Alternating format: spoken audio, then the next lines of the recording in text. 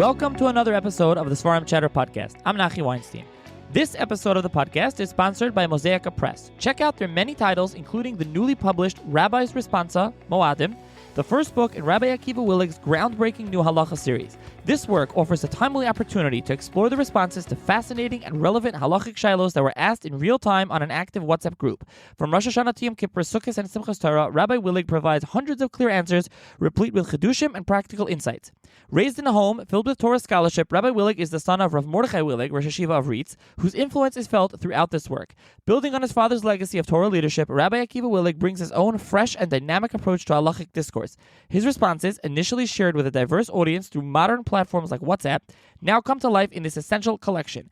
Each page is a bridge to understanding the intricate dimensions of every festival, enriched with insights from the Gemara, Rishonim, and contemporary Paiskim. Pick up a copy at your local Judaica store or order from mosaicapress.com, and you can see a link to the specific book in the show's notes below. And use code CHATTER, CHATTER, for 15% off. This episode about Rabbi Dovid Rappaport is airing now because the newly redone Shiurim, 3 big volumes, are now available in stores. You can also see the show's notes for a link to purchase. And also, Rav Dovid Rappaport's yahrzeit is the second day of Rosh Hashanah, Beis Tishrei, and he was unfortunately killed in a Russian camp during World War II and has no descendants. So, Yehi Zichor Baruch. That's why we decided, another reason why we airing this podcast now. Also, if you have any questions, comments, or more notes or writings related to Rav Dovid Rappaport, Mikdash Dovid, you can contact the publisher at mikdashdovidshiurim at gmail.com. That's mikdashdovidshiurim at gmail.com, and you can find that email address in the show's notes below. To sponsor an episode or to support the podcast, please email seforimchatter at gmail.com or see the links and information in the show's notes below. You can also find a link to subscribe to the Seforim Chatter WhatsApp community, where I post new Seforim, new books, book deals, and the like. You can also please rate and review the podcast wherever it is that you listen to the podcast. And, of course, please subscribe, whether that's 24/6, Apple, or Spotify. And finally, being that I'm joined by Yehuda Geberer, the host of the Jewish History Soundbites, please check out and subscribe to his podcast as well. And with that, enjoy the episode. Hi, everyone. Welcome to another edition of the Seforim Chatter Podcast. On this episode of the podcast, I'm going to be joined once again by my good friend Yehuda Geberer, the noted historian and tour guide and host of the Jewish History Soundbites. It's kind of a crossover episode over here, if you will. And this episode, we're going to be talking about Rabbi Dovid Hakohen Rappaport, Zatzal Hashem Yinkum Damo, of the Yeshiva in Baranovitch, with Rabbi Chanan Wasserman, who wrote the famous Sefer Tzemach Dovid, Mikdash Dovid, as well as Shiurim. And the Shiurim is why we're doing this podcast, because there's now 3 massive volumes, between 1,500 and 2,000 pages, all 3 volumes of his Shiurim. Some of these volumes were printed before, redone with extensive notes. There's now many more notebooks of Talmidim that they got and put together. So because of this publication that's coming out now, and Rav Dovid's yahrzeit is coming up on the second day of Rosh Hashanah, I believe. And so he didn't have descendants. So we're going to be doing this podcast episode to discuss Rav Dovid Rappaport, his Seforim, his Shiurim, the Yeshiva Baranovitch, Yeshiva history, and all of that. So thank you, Yehuda, for joining me once again. Thank you, Nachi, for having me. It's always a schus and a pleasure to be with you, and I feel very honored to be on the Seforim Chatter podcast. And I think it's a very special occasion. In 3 thick volumes of Shiurim of one of the greatest Magidei Shiurim in pre-war Europe, who never had any descendants. As you said, he was childless, and died in a Soviet Gulag Siberia camp in the middle of the war. And it's a big news for the Olam HaTorah and for the Harbatzas Torah and for learning Torah. And I think that these Seforim can be so much more valuable if we understand who he was and the world he came from and how these Shiurim came to be delivered. And the more that we get the history of the time and the person himself, that will gain us that much more of an appreciation for these Seforim that are now being published. Exactly. So with that, let's jump in right into Dovid Rappaport, Dovid Hakohen Rappaport, who, interestingly, he himself says that he's a descendant of Rabbi Akiva Eiger, and that sefer that I mentioned, Tzemach Dovid, which, by the way, those have been redone by Machon Hamor. I don't think they're in print, actually. Tzemach Dovid and Mikdash Dovid. Tzemach Dovid was answering Rabbi Akiva Eiger's question. So he's a descendant of Rabbi Akiva Eiger. He also says he's a descendant of the Gaon, of the Vilna Gaon. And also Rabbi Chaim Kohen Rappaport. He's the Rav of Lvov.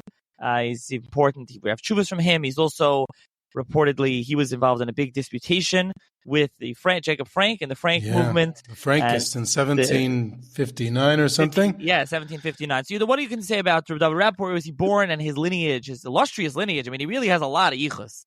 Yes, it's pretty impressive. He was born in 1889 or 1890, somewhere around that time.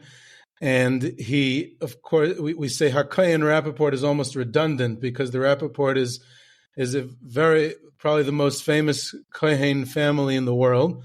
And of the many famous Rappaports, so his direct ancestor, Reb Chaim Rappaport of Lvov, is probably the most famous one, as the Rav in Lvov, one of the most prominent Rabbanim in Galicia at the time.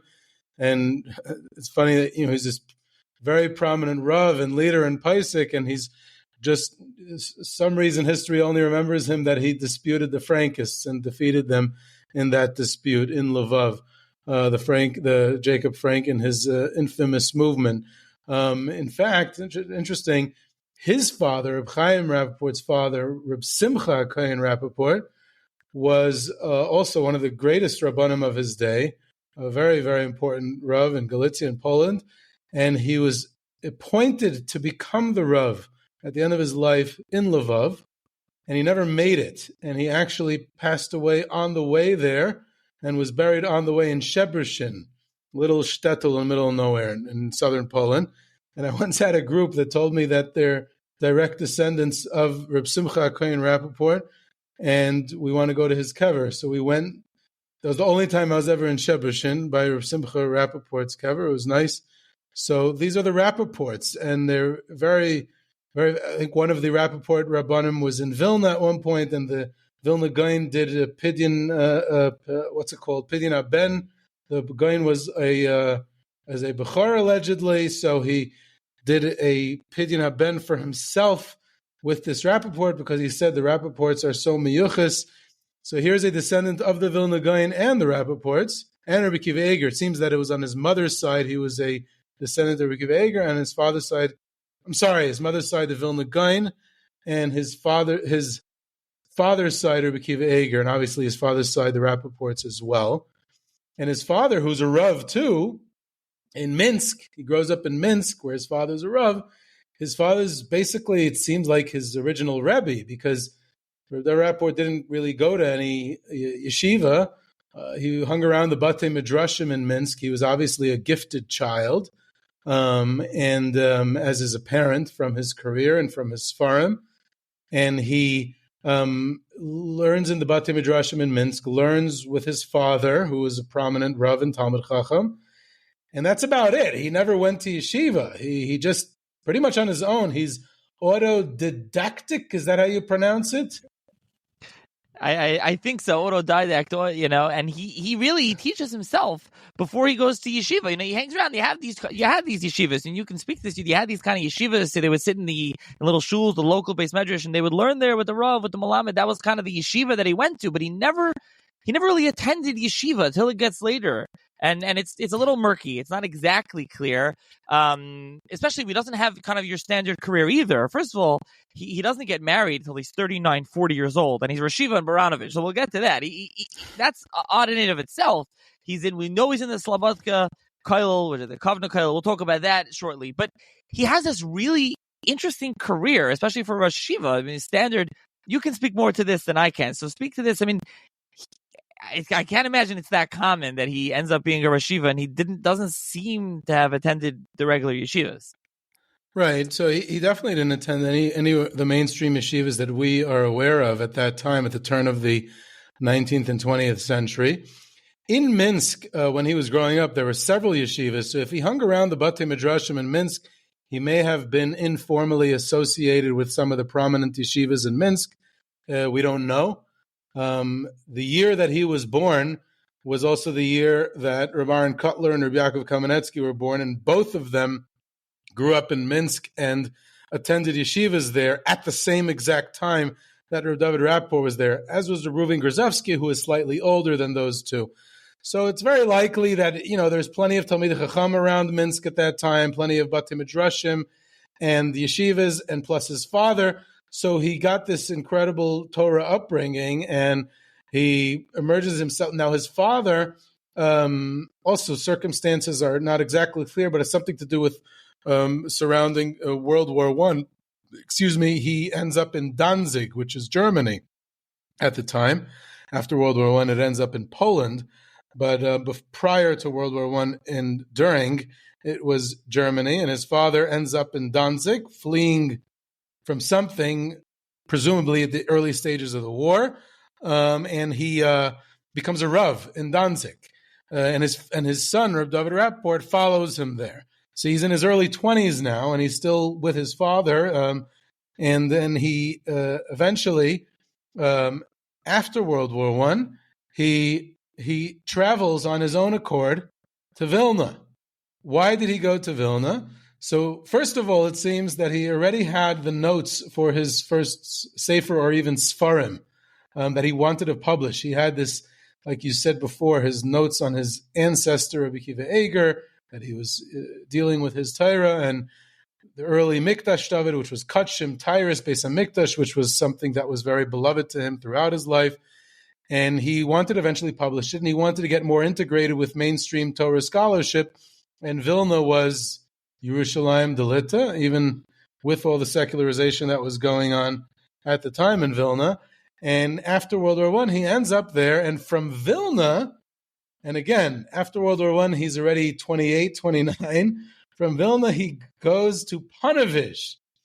What in the world was going on in Panovish? After World War I, Rabbi Itzela Panovish passed away shortly after the war. The Panovish Rav, Rabbi Shlomo Kahneman, who succeeded him, had a yeshiva there, but the yeshiva was for younger Bachurim. So what exactly did this senior Talmid Chacham do in a not very famous yeshiva, not very prominent for someone who was in his late 20s and a very accomplished Talmid Chacham? I don't know, but he spent some time in Panovish, not very long, but then he goes from Panovish to Kovno Slabodka. Slabodka is obviously a suburb of Kovno, and there he doesn't go to yeshiva. He, still single, in his low 30s, he joins the Slabodka Kollel. So it's the Slabodka Kollel, not the Kovno Kollel. It eventually merged. So just for a second about that, the Slabodka Kollel was called Beis Yisrael. The Yeshiva Slabodka, not to be confused with the Kollel Slabodka, was Knesset Yisrael. So Beis Yisrael is the Kollel. I think there was a Yeshiva Ketana, like Ar Yisrael. Everything was with Yisrael because it was named after Rabbi Yisrael Salanter, everything with the Musar. And the Slabodka Kollel was established by the Alter of Slabodka, Reb Nosson Finkel, after the Slabodka Yeshiva returned from Kremenchuk, where it was in exile during World War I. So they left their exile following World War I. They finally ended up in Vilna for a short time, and then they returned home to Slabodka. And there had been the very, very famous and very prestigious, the world-famous Kovno Kollel, which was established in late 1870s, early 1880s, gradual beginning, which Reb Nosson Finkel, as a young man, was involved with that. There was many people involved with that. Rabbi Yitzchak Inspector, Rabbi Yisrael Salanter, many others. A nice story of the Kovno Kollel, which was pretty much the first, or one of the first, probably the first kollel of its kind, the format of what we know as a kollel today, young married Torah scholars who are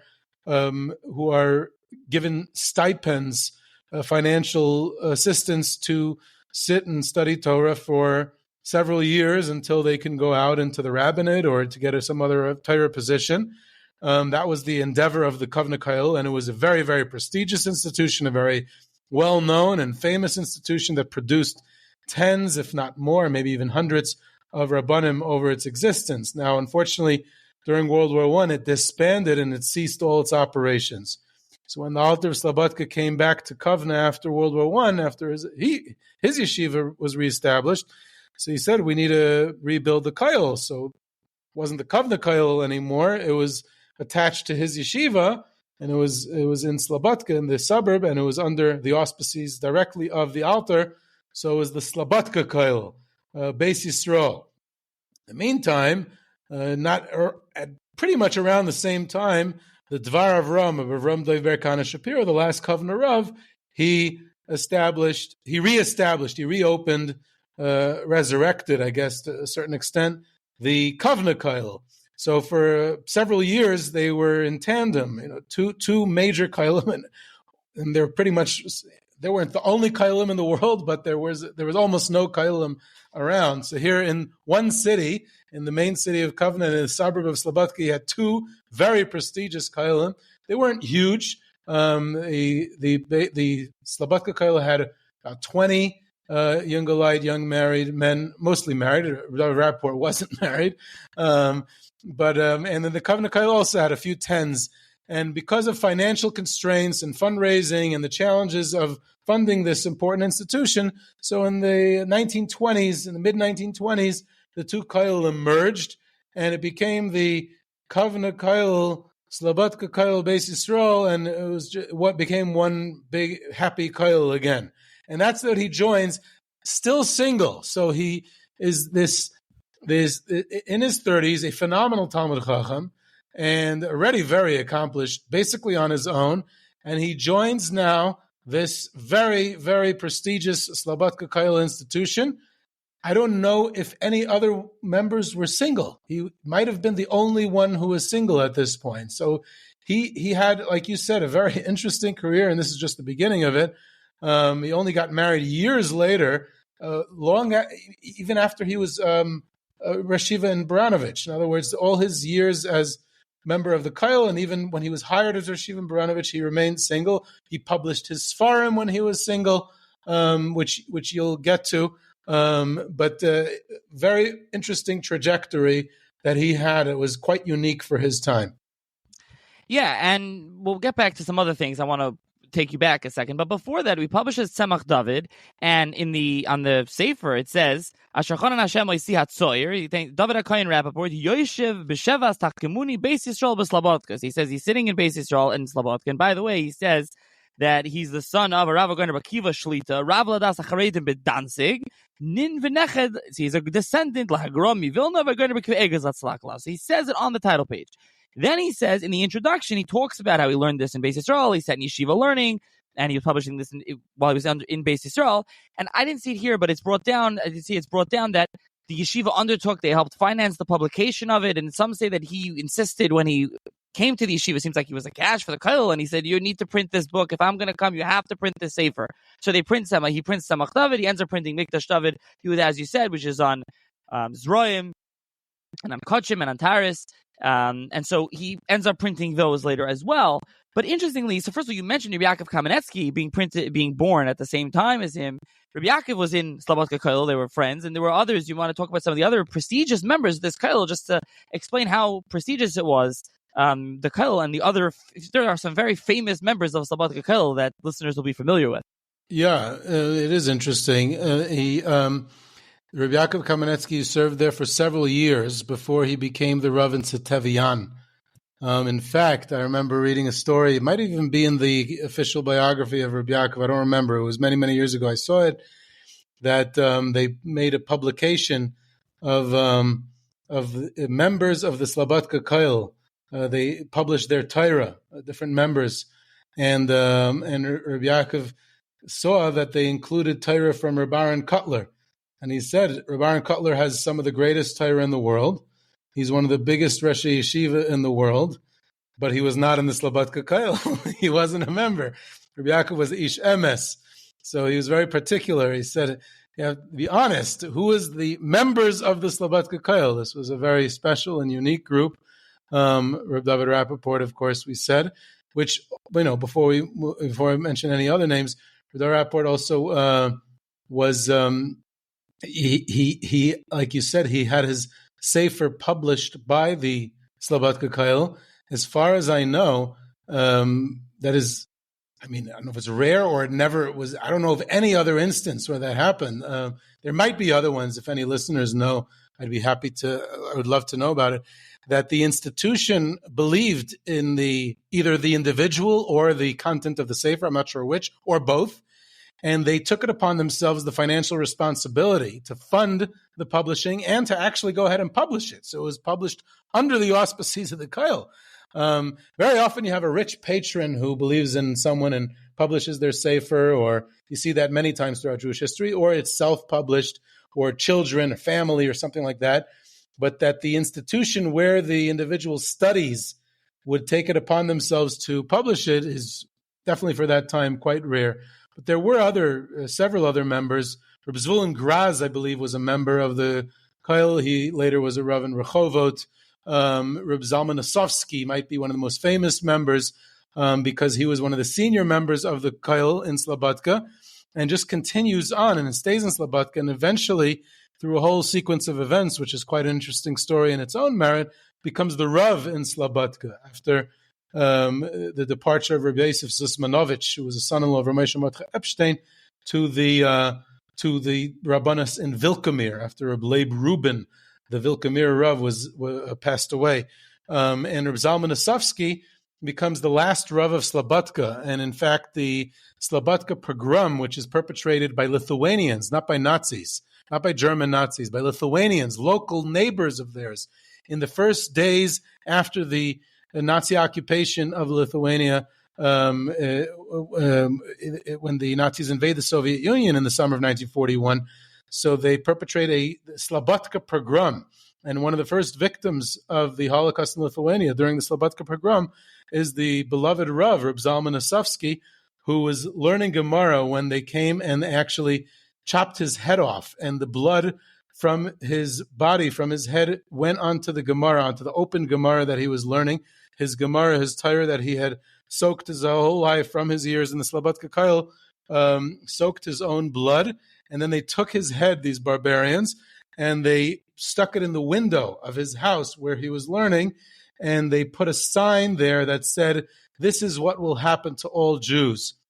And Reb Zalman Osofsky, Hashem Yinkaim Damai, became a very famous martyr in that regard. But he was another member of the Slabodka. There's quite a few other ones I'm sure the listeners are familiar with. I don't want to go into each and every one now. I think we mentioned a few, and we can continue speaking about what happened to Rav Dovid at the next stage, Rav Dovid Rappaport.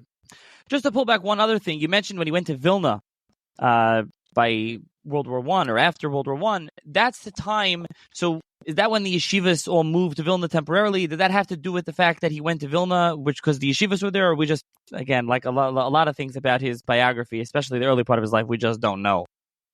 I think we don't know. We can make safe assumptions, which again we don't know for sure, but it is exactly like you said. The many listeners are more familiar with the yeshivas escaping to Vilna at the beginning of World War II, but Vilna was a center place at any time of crisis. First of all, it was a central city, a major urban center, a major railroad center, and also it was the center of Torah life. And people, people gravitated towards it. Obviously, Reb Chaim Meiser Grodzinski, who was very devoted to the yeshivas, he would eventually establish the WWII yeshivas in Vilna, so it made sense. And what happened at the end of World War I is that many of the yeshivas that had been in exile, the two Slabodka yeshivas had been in Kremenchuk, the Mir had been in Poltava, the Navardik was in a few places. They ended up in Kiev. Radin was in Shmilovitz and Snovsk and other places.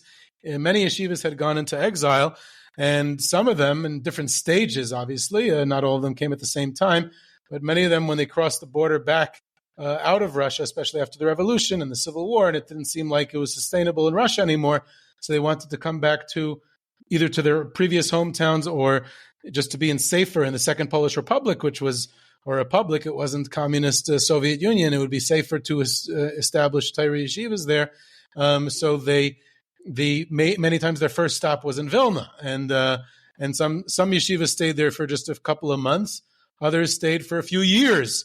So there was yeshivas that were congregating and were there in the few years after World War I, and it makes sense that he gravitated towards it. And also it could be that in general he was looking to publish his Seforim. He was looking to, I don't know if get his name out there is the right word, because he was an extremely modest person, but more in the fact that he really wanted to publish his Seforim. He needed to be more well known. He had never been a part of formal yeshivas really, so it made sense for him to go to a place that wasn't Danzig. So it was more central to Torah life that he would be able to get more involved, so to speak.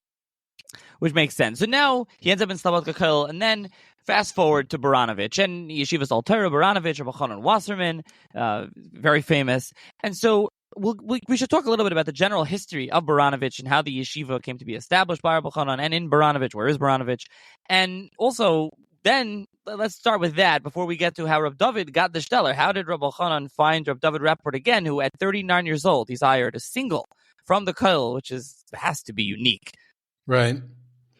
So the Baranovitch Yeshiva, in order to understand why and how Rav Dovid got hired there and what he did there and how much of an impact he had on Talmidim there, it is important to understand the yeshiva that he was a part of and where it came from. Rabbi Chanan Wasserman, as a person and as a Rashiv in Baranovitch, is really quite famous, and so much is written about him. Probably the best thing ever written about him is a fantastic article in Mishpacha magazine several years ago by both of our dear friend and collaborator, Davi Safir, who wrote an absolutely fantastic article on Rabbi Chanan and his fundraising trip to the United States and how much of an impact he had there. So Rabbi Chanan Wasserman is legendary, and if you haven't read that article, you should. And there's plenty about him. But the Baranovitch Yeshiva and how it was structured is a drop less well known, especially the fact that Rabbi Chanan is not the one who established it. Baranovitch itself was a relatively new town. It was a railroad center, industrial center, and there hadn't been a Jewish community there. It was a relatively new Jewish community. And in 1906, the Alter of Navardik, this is well before World War I, the Alter of Navardik, Rav Yosef Yozel Horovitz, who was always opening new branches of the yeshiva, he opens a branch of the yeshiva in Navardik. Now, it made sense, first of all, because Baranovitch is not far from Navardik. Baranovitch as a city, today it's in Belarus. Before World War I, it was in Russia. Between the two world wars, it was in Poland. It's important to note that the town itself didn't move. It's the borders that changed. The town didn't physically move anywhere. But in any event, the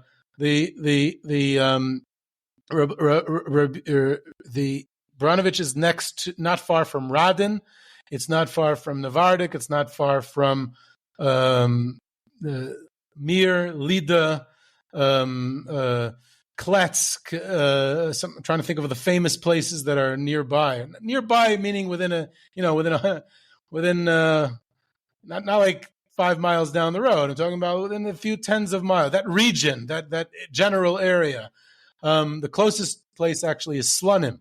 It's right near Slunim, and Slunim actually plays a major role in Baranovitch history because the Slunim Rebbe settles in Baranovitch, and he himself opens a very prominent yeshiva in Baranovitch. So Teiras Chesed, there is a prominent Hasidic yeshiva and a prominent Litvish yeshiva in Baranovitch together. It's another interesting note. And Rabbi Chanan and the Slunim Rebbe actually had a nice relationship. Rabbi Chanan would even go to Shalosh Shudas Shmuzin by the Slunim Rebbe. Don't tell the Litvaks, but he actually did that.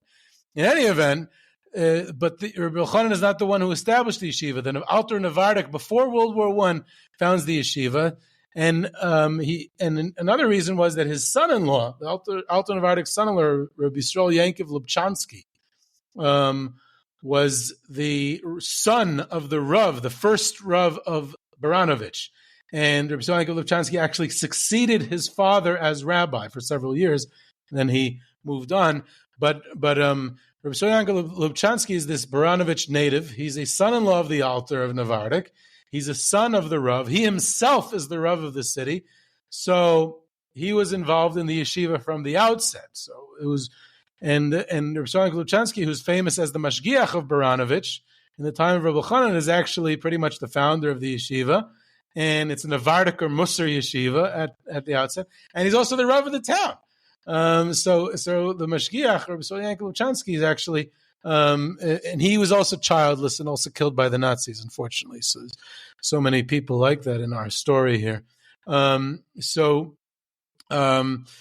World War I, like most yeshivas, the yeshiva falls apart, and it needs to be rebuilt from scratch after World War I. And the Chafetz Chaim, and in his lifelong effort to spread Torah and build Torah, and eventually he and Rabbi Chaim Weiser are going to be the ones to establish the Vada Yeshivas. So the Chafetz Chaim wants that Baranovitch should be rebuilt. And he asks his close Talmud, who was with him in exile during World War I, Rabbi Chanan Wasserman, to go to Baranovitch and rebuild this yeshiva that had closed down. So Rabbi Chanan is rebuilding an old yeshiva, and he does it together with the Mashgiach, Rabbi Yisrael Yankov Lubchansky. And Rabbi Chanan models the yeshiva exactly as he wants to. So it really becomes his yeshiva. It's not like he takes over an existing place and he kind of has to transition into the role. Rabbi Chanan really builds it from scratch and rebuilds it, from scratch, and he models it the way he wants to. And how does Rabbi Chanan want to do it? First of all, he makes it a yeshiva for younger Talmidim. It's not a yeshiva for older Talmidim like Mir or Radin or Kletsk or Kamenetz or Grodno or those places. It's almost like today we would call it a Masifta or high school. They didn't use those terms then. Maybe Yeshiva Katana, maybe. But it was a yeshiva for younger Talmidim, and it was very, very structured. I always theorized that Rabbi Chanan got the structured idea from his own chinuch, his own upbringing in Telz. Telz was the first yeshiva to have a very, very structured, rigid way of advancing from a lower shiur to a higher shiur. That was pioneered by Rabbi Yosef Leib Bloch in Telz. So I think that Rabbi Chanan borrowed that from there. There was an acceptance policy, how to get into the yeshiva. All that is very Telzy, structured type of behavior. And Rabbi Chanan established it as 6 levels of shiurim, and you had to go through all 6 levels. You had to spend at least 2 zmanim in each level. Some, I think, were 3 zmanim. You had to be. I think the older one, the 5th or 6th one, you had to be 3 zmanim in the shiur. And you advanced from one Rebbe to the next, and you were given a derech halimud, you were taught how to learn.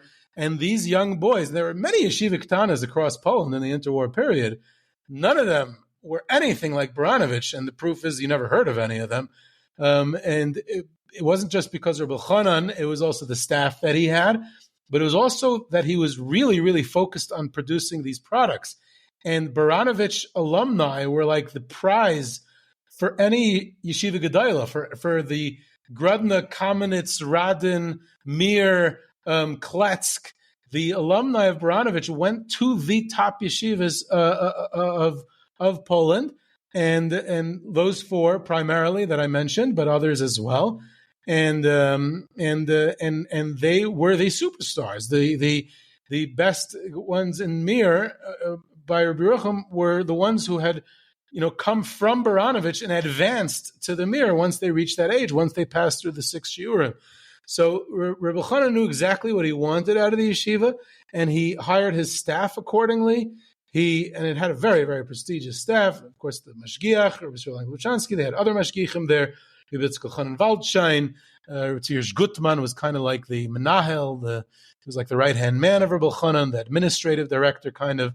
Then you had the Rebbeim, Rabbi Leib Gavia was a very famous Maggid Shir, and several others. Shuzel, I forgot his first name, and several others. Unfortunately, basically, as far as I know, all the Rebbeim were killed in the Holocaust. So pretty much nothing remained of them.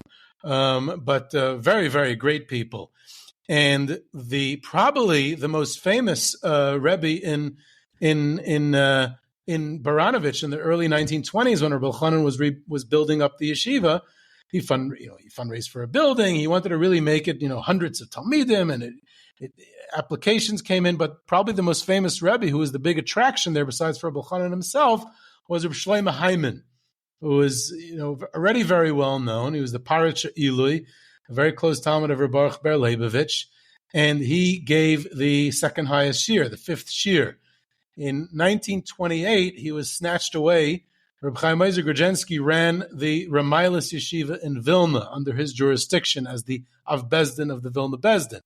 And he took Reb Shlomo Hyman to give the highest shir, to essentially be the Rosh Yeshiva, give the highest shir of the Ramailis Yeshiva in Vilna. And then he sent him again a second time 7 years later, in 1935, at Reb Shraga Feivel Mendelovich's request to be the Rosh Yeshiva in Ter V'das in New York. Reb Shlomo Hyman also died quite young, childless too, unfortunately, in 1944 in New York. And when he left Baranovitch, that was a major blow to Baranovitch. Reb Elchanan needed someone to replace him, and not only because Reb Shlomo Hyman was so great and so popular and such an incredible Maggid Shir, but it was also a very practical consideration that Reb Elchanan wasn't just giving the top shir, he also was the Rosh Yeshiva running the whole operation. The yeshiva was growing by leaps and bounds. He needed to fund it. He was trying to build a building. First they built a wooden building, then they built a brick building. There was 2 building campaigns, one after another. They outgrew their facilities very quickly. The building still exists, by the way. We can go with groups to Belarus. The Baranovitch Yeshiva building, unfortunately, is a gym today. So we stand by the basketball court, and I tell them, this is where B'chanan gave shir, and you can shoot a basketball here and have in mind that this is the spot where if you get a swish, that means you have a shaykhis to Shiurim. You have a shaykhis to Reb Elchanan. That's all just in good humor. But the idea was that Reb Elchanan was so busy. He's also prominent in Klal Yisrael. He was a manig. He was one of the heads of Agudas Yisrael. He was one of the heads of the Vada Yeshivas. He was always traveling. He was a dynamic speaker. He was an orator. He was fundraising, and he was dealing with a million things. And he was devoted b'leiv and nefesh to his talmidim. So in order to balance it all, he simply needed someone like Reb Shlomo Hyman, someone to replace Reb Shlomo Hyman, to be the primary Maggid Shir who would be completely devoted, who would be only there all the time, even if Reb Elchanan's traveling, even if he's fundraising, even if he's involved with some Agudas Yisrael thing. There would be a senior, popular, dynamic Maggid Shir who would be there for the senior Bacharim that are what were essentially Reb Elchanan's responsibility, and who would be there all the time and be devoted to him. That is the backdrop for the hiring of Rav Dovid Rappaport. Really fascinating. And Rav Dovid also, I know I called him Rashiva. I guess he really was a Ram in the yeshiva, but under Rav Elchanan, he was kind of, I guess, like this guy in Rashiva almost. He was giving a lot of the Shiurim, and he starts off, he says, I think only 2 days a week, before he ends up saying more often, Shiurim. And also in the beginning when he went, so as we talked about, Mikdash Dovid was written on Zroim, Tyrus, Kachim was another Inyanim. I think he was learning Kachim, and then he had to, these Shiurim, though, to be clear, the new Shiurim that are printed that we have, and they're probably more, so we know what he gave Shir on, are on Psachim, Beya, Chulin. And Chulin kind of a standard Sefer in Yeshiva, even though it's in Kachim. Yuvamas, Ksubas, Gittim, Kedushin, Babakama, Makis, and as well as B'Metziah and B'Basra. So the standard Yeshiva Shemesechtas, which was something that in the beginning he wasn't doing. And then he had to start doing that, and then this is what he started doing. I'm sure he learned it before, but this is what he eventually gave Shir on these Mesechtas. But what's interesting is, as we've discussed, he was single. Something that we haven't discussed is he was a kvad peh. We know he was a stutterer, and Rav Dovid had a stutter. I don't know if that had to do with the fact that he was single, or that, we don't exactly know a lot of things about it, but we do know that he did have a stutter, and that is brought out. Seems like a heavy stutter. Yeah, it seems like some of the things that are written about him, some of the stories, they do talk about that. In fact, that the Chaim Shapiro, who was a very famous writer, he was a Rav in Baltimore for many years after the war. Some great books that he wrote that I grew up on. I grew up on Go My Son and Once Upon a Shtetl. Same here. And he used to write many articles in the Jewish Observer, Olav Shalom, and he wrote about a lot of the tzaddikim who he knew personally. He learned in Lumja. He grew up in Tiktin. He learned in Kamenitz by Baruch Ber. So he also learned in Baranovitch for a few years. And he described in an article that he wrote about his Rebbe, Rav Dovid Rappaport, that when he came, he was shocked that he was a stutterer, and he couldn't understand him at first. But he said two things he realized very quickly. First of all, once you got used to it, the fact that he was a stutterer helped you, because he gave the shir very slowly because he stuttered. He didn't speak in rapid fire. He spoke very slowly because of his impediment. And because he spoke slowly, it came out much better. You were able to understand the shiur much more. He says not only that, but you're able to take the notes much better, which we'll get to, because these shiurim are composed of notes of Talmidim, and you say, okay, Talmidim taking notes during shiur, how fast could they have gotten it down? Well, apparently by Rav Dovid Rappaport, you were able to get everything down because he spoke very slowly, and Rav Chaim Shapiro said it ended up being very clear, which is, you think that ironic, a bit of a paradox, but the stuttering actually made it more clear because he articulated everything slowly and clearly. And he said another point, which is also fascinating, that he said there were Bachrim in the Yeshiva who were known as the Machalkim. They distributed the food in their waiters, essentially, Machalkim. They were the waiters. Now you think the waiters would be like the shvacha guy who they didn't have anything else to give him in yeshiva, so they wanted him to feel part of it, so they gave him the waiters. That's not what happened in Baranovitch. Apparently, in Baranovitch, they said to serve the Limdei Torah. Maybe this is under the influence of being near the Chasidus of Slonim, that a tish is a holy place where the tzaddik eats is holy, and the shirayim from the tzaddik is holy. So they said where the Talmidim of the yeshiva in Baranovitch eat is holy. It's the shulchan, it's the mizbeach of Hashem, because they're talking Torah, they're Talmidei Yeshiva. So the ones who give the food to the Talmidim, that is the greatest and most prestigious position to have. So the best Bachrim in the Yeshiva in Baranovitch were the waiters, were the Machalkim. The Machalkim were also the Chayzrim. So they were the Chayzrim of the Shiur. They would review the Shiur and relate it again the second time. So between Rav Dovid Rappaport saying it slowly and these top Talmidim who understood every word and got the whole shiur, and saying it a second time to the younger Talmidim, the more inexperienced Talmidim, so everyone had Rav Dovid Rappaport's shiurim down pat. It was clear, and he spoke very clearly. His ideas, in other words, the ideas that he was articulating was very crystal. It was all about his clarity in each sugya. That's something that we see in several of the testimonies of his Talmidim about his clarity.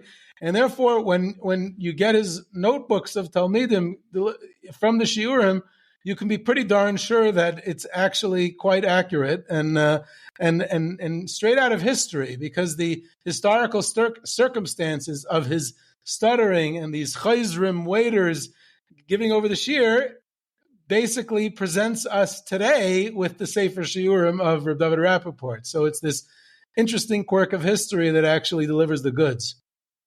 Yeah, when I was speaking with Rebelli Zimmerman, who was one of the main individuals involved with this new edition, he was telling me this, that some had mentioned and asked, and they themselves are wondering, can we print these shiurim? They're written by Talmidim, and like we said, these Talmidim are essentially Mesifta age Bachrim during shiur, and so a lot of it's what you said, Yehuda, that's what they came to, and they did. They asked Kollel as well, told them absolutely, these are mamish, these are very chashuv stuff, these are absolutely worth printing, and they were asked, and we're told this, but a lot of it has to do with what you said, and we'll get back to that more when we talk more about the new edition. But he was Rosh Yeshiva, so at that point, he's 39, 40 years old, and he's still single. And again, we don't know exactly why he's single. And then he does finally get married when he's 41 years old. He marries, his wife's name is Fruma Greengrass. Her father was Chaim Greengrass from Kremenchug, and that's where his wife was from, and his wife actually survives the war, and she gets remarried after. We can talk about that a little bit more. So he gets married then.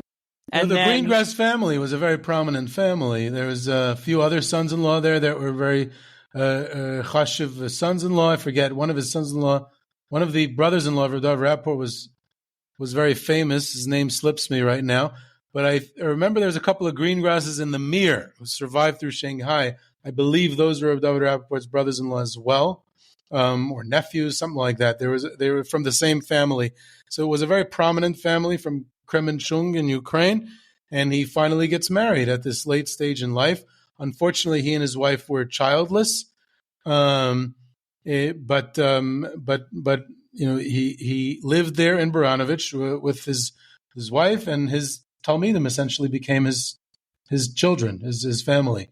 Yeah, there's a number of siblings. So in the introduction to the new shiurim, it's the same introduction as in the Hamor. It does list. Shlomo Harkavi is his brother. Oh, yeah, there we go. The Mashgiach of Grodno. Yes, correct. He was also killed by the Nazis. Yes, he's the famous one. There's a bunch of other ones that are in here.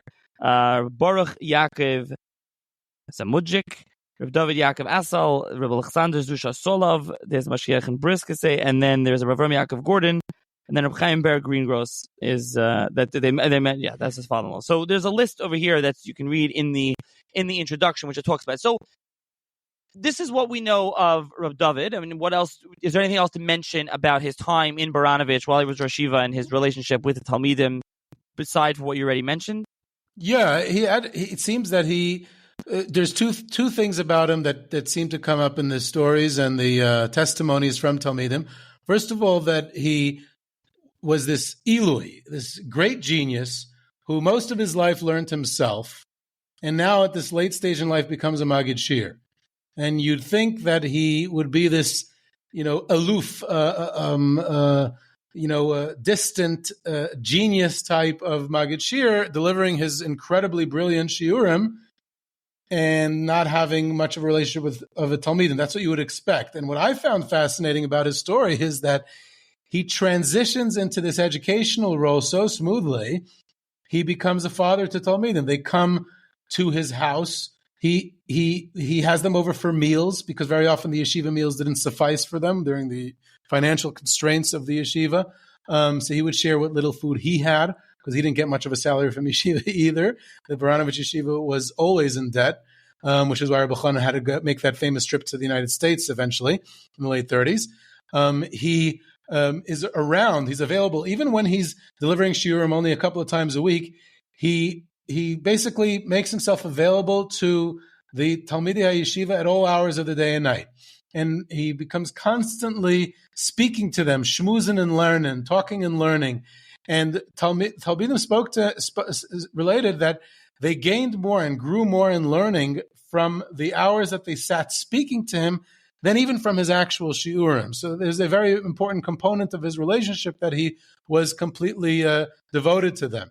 The second thing that's interesting that they keep on speaking about is that for his health, it seems, he loved exercise. He liked walking around in the fresh air in the streets of Baranovitch very often in the early morning, and he was always taking walks. He liked his walks every day, maybe even more than once a day. He loved his walks, and his walks became a very famous part of his persona, the people he met on his walks, and of course, since he has this Iluyishness genius aura about him, so we have to have the classic story of him bumping into a pole and saying, "Excuse me." I don't think you can actually officially be called a major tzaddik without having a story like that associated with you. But with Rappaport, it seems to be actually have been a true story, because I've seen it in several different Talmidim's testimonies. They even have him. Our friend Davi Safir found a seems to be a fictional story, but it gives you the idea of what type of stories they were. At least what they were making up about the Mikdash Dovid is that he was such a genius that he figured out engineering all by himself, and he went ahead and invented warplanes, which he sold to the Czech Air Force. And obviously the story never happened, but it's probably as true as Al Gore inventing the internet. So, but the idea is that you're trying to say what an Ilui he was, and on these walks where he would contemplate his learning and everything around him, he took all wisdom in around him, and even so much that he was interested in plane engineering. But that decade that he spent, over a decade in Baranovitch, was his glory years, and unfortunately, those glory years came to an end when the war breaks out. Yes, and so first of all, as you said about it, we keep mentioning his farm a number of times. Mikdash Dovid is famous for those that learn those sugis, but Tzemach Dovid is a classic. Charles Geberer is one of the classic Yeshiva Seforim in Yeshiva world, and Tzemach Dovid, what he wrote on Geberer, is very well used, famous, amazing work, and so you can really see his illusionism, his guyness in that sefer alone for getting to these new shiurim. So.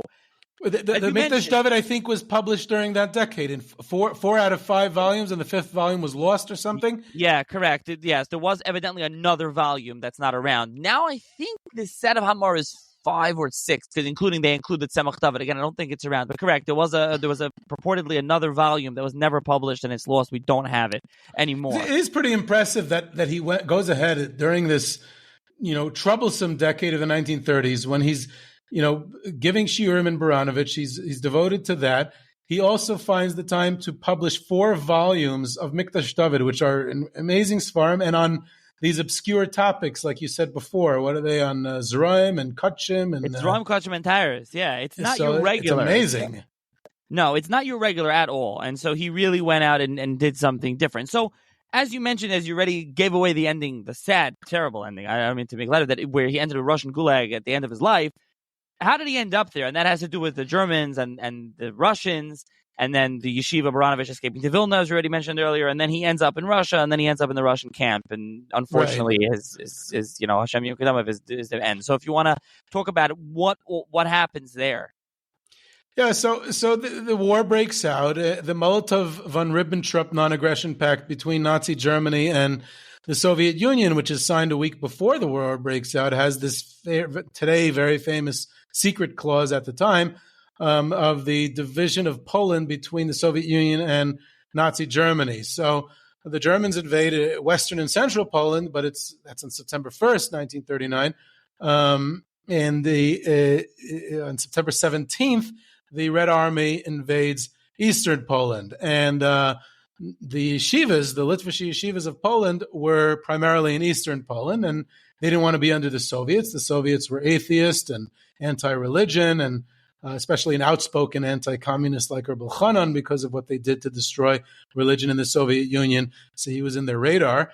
But Reb Chaim Eiser Grudzinski encouraged all the yeshivas to escape to Vilna because the Soviet Union, in their great generosity, were going to return the Vilna region to Lithuania in exchange for a Soviet military presence in Lithuania. And obviously there was planning on a full Soviet takeover eventually of Lithuania.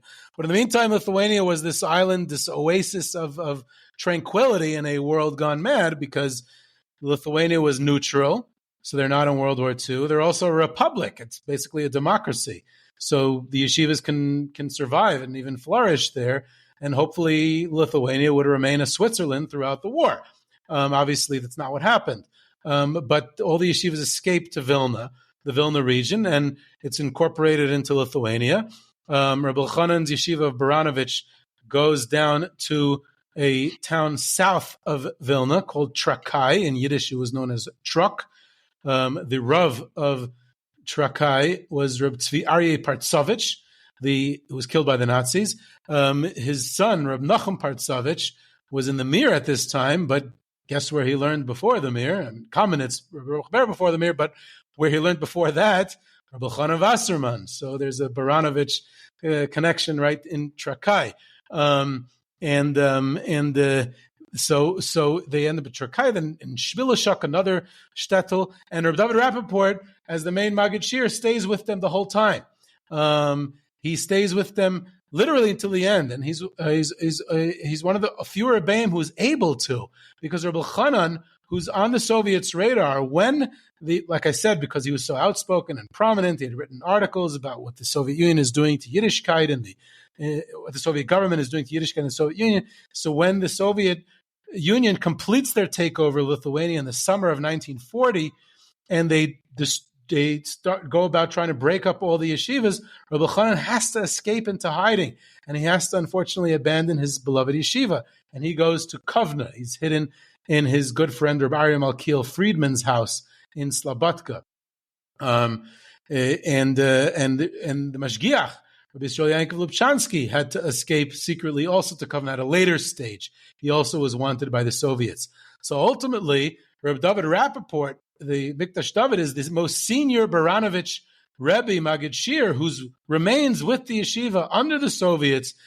They're basically a clandestine underground yeshiva at this time because the Soviets don't allow them to operate as a normal yeshiva by the time it's the beginning of 1941. So he's with them, Be'eshu b'mayim. He's there until the very end. He's not giving up. He's still giving shiurim. He's with the yeshiva, with the Talmidei yeshiva, and he almost is going to share their fate. but an incredible on June 14th, 1941. And why is that date so significant? Because it's merely 8 days before the Nazi invasion of the Soviet Union. Operation Barbarossa, when the German army invades the Soviet Union, is June 22nd, 1941. And when the German army invades the Soviet Union and the Nazi occupation begins, that's the beginning of the mass shootings and the mass graves, Kivrei Achim, across the Nazi-occupied areas of the Soviet Union. This is the beginning of the Holocaust.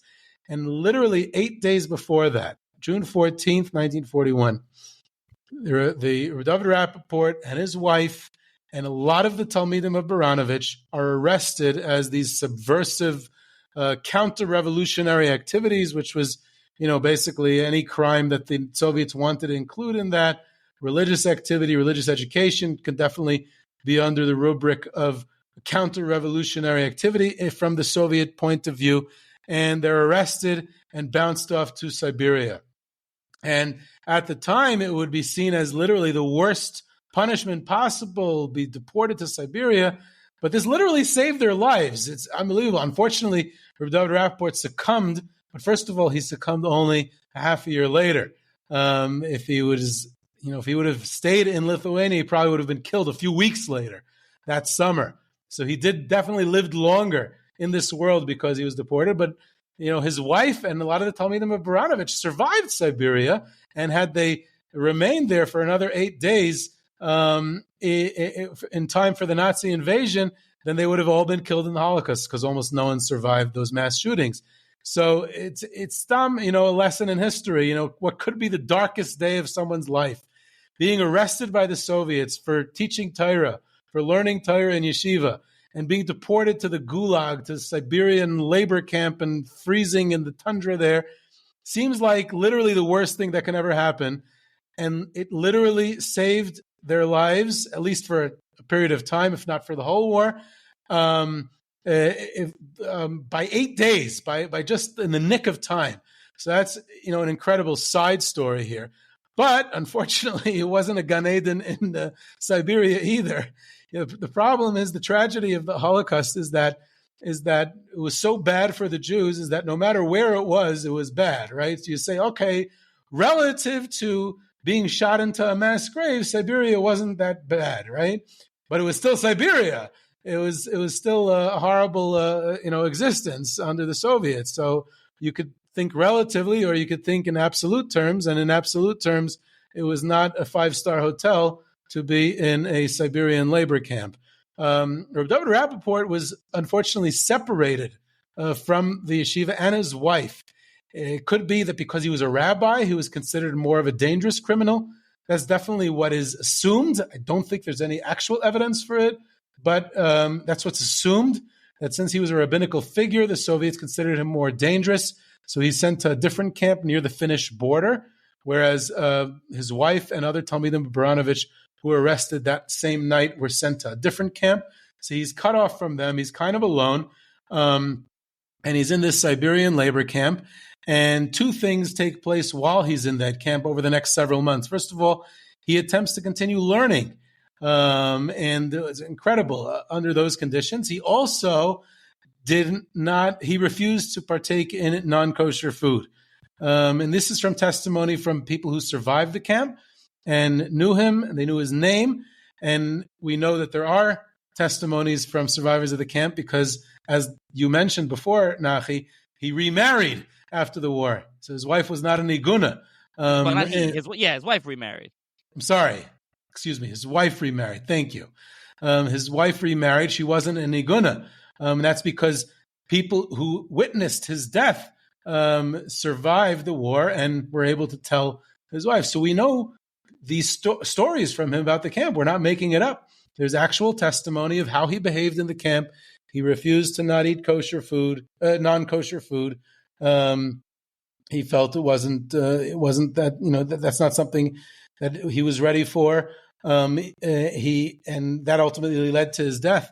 It weakened him. He was, barely able to survive in the freezing conditions, the slave labor, the loneliness, and the malnutrition eventually did him in, and he succumbed to his illness and his weakness on the second day of Rosh Hashanah.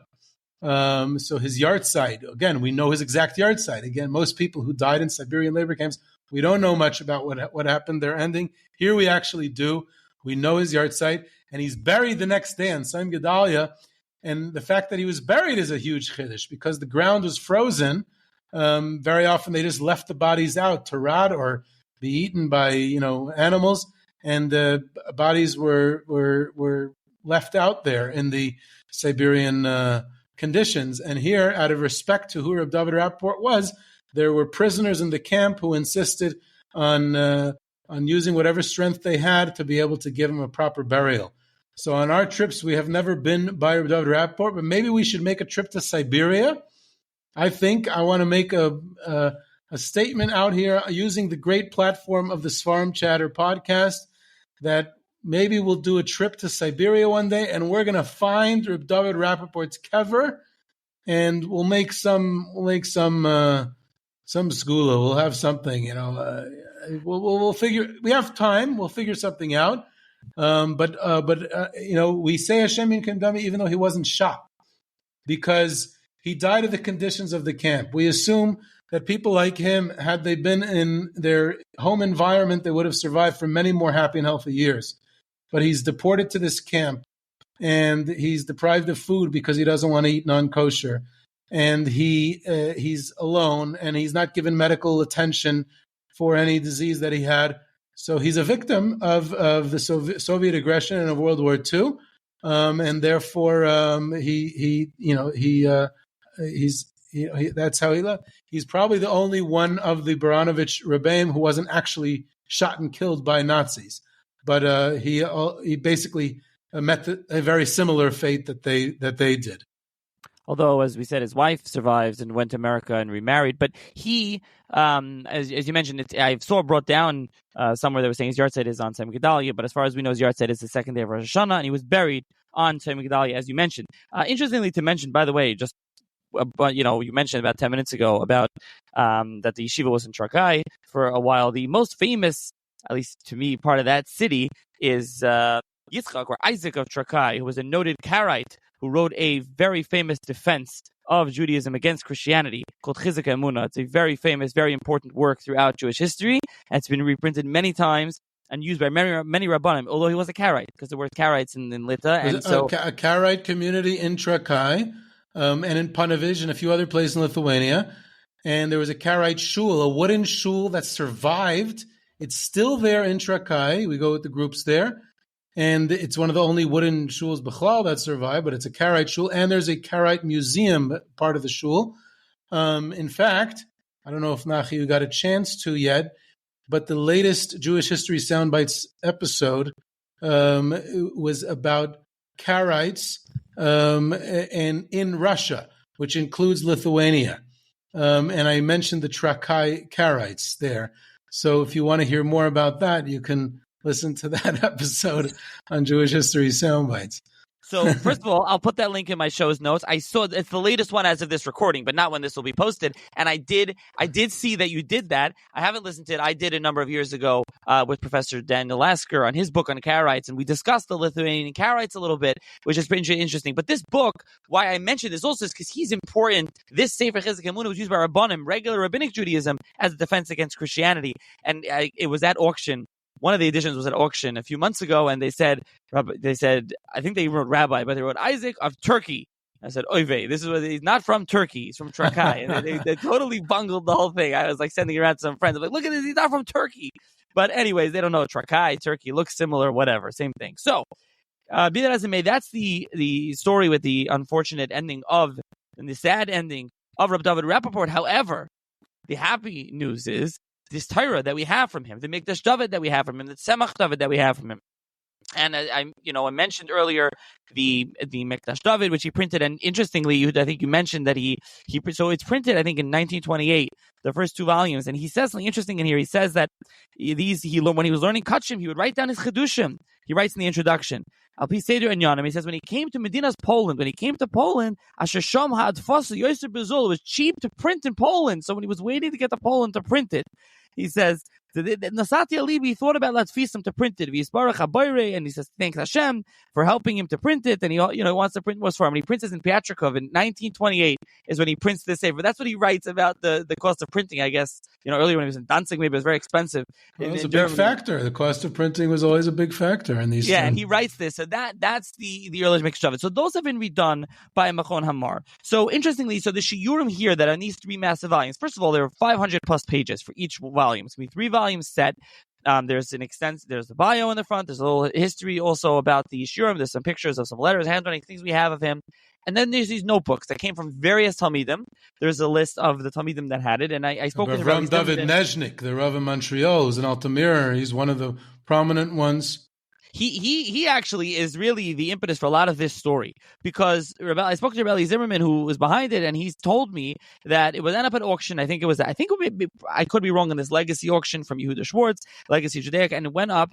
And what happened was they were going up, and he decided, he saw it, he said, I'm going to bid on it. He's interested in these things, so he started bidding on it, and it was bidding against somebody else. It went up and up and up and up and up. He won the bid, gets the notebook, and he was talking afterwards. I think it was Shia Sukenik or Shiva Lakewood, and he was talking to him, and he learned the Mecharusa, and somehow he learned that the person he was bidding against wanted them for the same reason he did. They both thought the idea, we should buy these shiurim, we should publish these shiurim, both individuals. So they banded up together. They found out there were other notebooks from other Talmidim, and so they got a hold of these notebooks, they bought them, and they decided to publish them. At that point, they found out, they got in touch with Rabbi Yaakov Israel from Eretz Yisrael, who was working on Kovet Shiurim, and he's put out since these editions of Kovet Shiurim Rabbi Chana with extensive commentary and notes and things like that.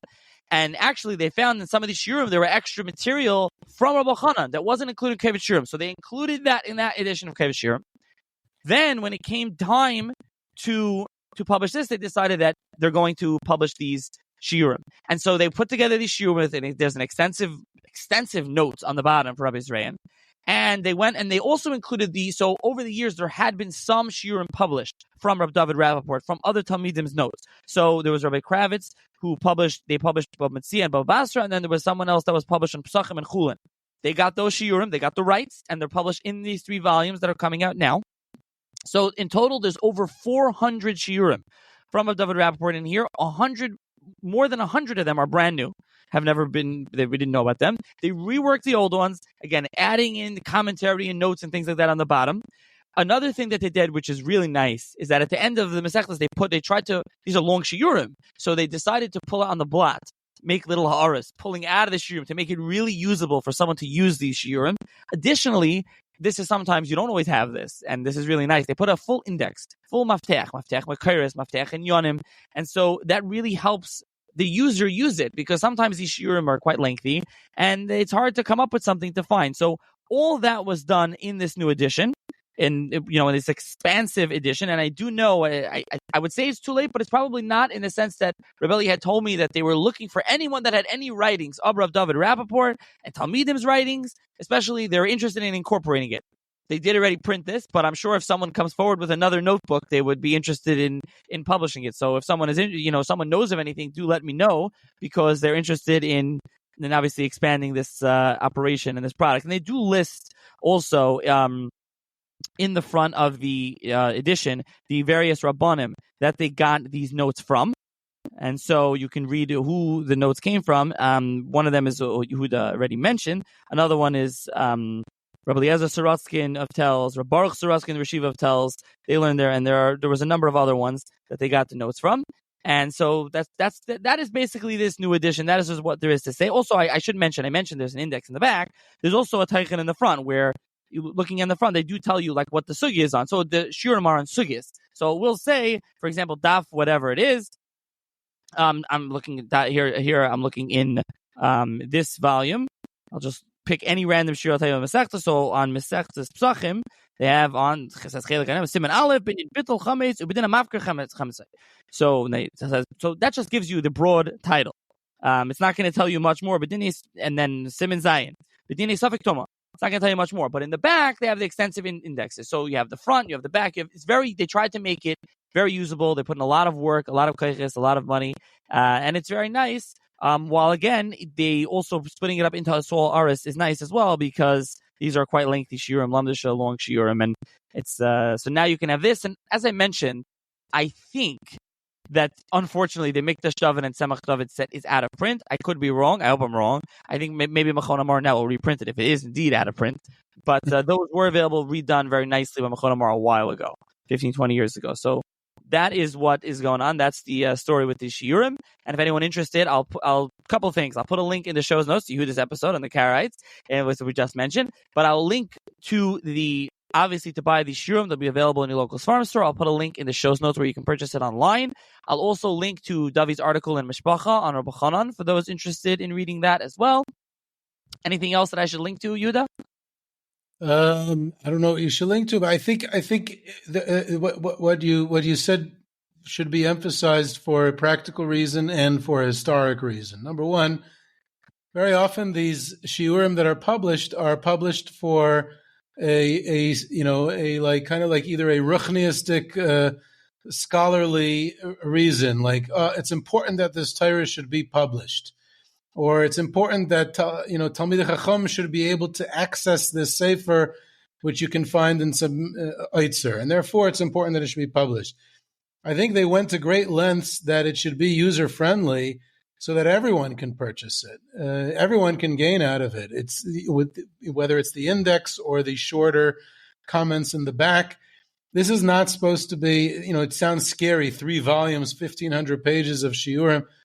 This is not supposed to be, just for yeshiva eitzers and a few Talmidei Chacham who like adding to their Seforim collections and they want to use it to prepare shir. This every yeshiva bacher can use. Anyone who's learning Torah can use. This should be a bestseller, and it should be a model for anyone else who's publishing these types of shiurim, that you want to make things user-friendly. And that's a practical thing. I also think it's historic, because you want to be able to give someone like Rav Dovid Rappaport their due in history. He was childless, and he died in a Soviet prison camp, and no one has ever visited his kever. So you could say, oh, wow, it's tragic. It was, it just ended. It didn't just end. His Torah is his legacy. His Torah is everlasting. And you thought his Torah was just the Mikdash Dovid that he published in his lifetime. It was also what he gave over to his Talmidim, which are now being published, most of it for the first time.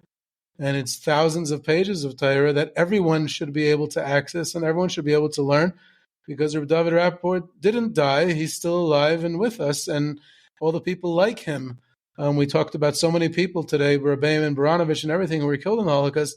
Their Torah, their Musar, their influence, their educational impact should remain with us. And people like Rav Dovid Rappaport should be part of Jewish history. And the best way to do it is by purchasing and studying their Torah. So I think this was a really, not just a great project, but I'm thankful that it was a schus for me to be part of such a project, to be able to come and talk about who he was, so that this could enhance the learning of anyone who buys these Seforim. So thank you again, Nachi. And thank you to everyone who was involved, Rabbi Zimmerman and everyone else who was involved in publishing these Seforim. Yeah, it's definitely a really big schus for those involved, and Rabbi Zrehan really did the beautiful notes as well. A lot of times you see Shiurim, they just print them, and here they cross-reference when he said something in Mikdash Dovid. They try to be mitzayin. Oh, this is like what he said in Shir here. They also bring down other classical Yeshiva Shalom Seforim and try to bring down in the notes on the bottom. They do put the sources inside the text where he's coming from, so it's really well done, high quality production. Besides from Maftecha, so it's really usable. And as you said, these are Shiurim he gave in Baranovitch to the Talmidim, and many Talmidim who went on to become very important Talmidei Chachamim, famous figures. And these are their notes, and they were managed to recreate someone who, like you said, was had a, you quote unquote, you think a sad ending, but here we have his Torah that can still be studied and learned by anybody today. And so extremely important. That's a big schus for those involved. And so I will link in the show's notes to it, and you can anyone can check it out. And this episode should really be Le'ilin Ishmas and B'schus Rav Dovid Hakohen Rappaport Zatzal Hayad, and really B'schus him and his Torah. And so hopefully with that everyone enjoy the episode. And thank you, Yehuda, for joining me once again. Thank you.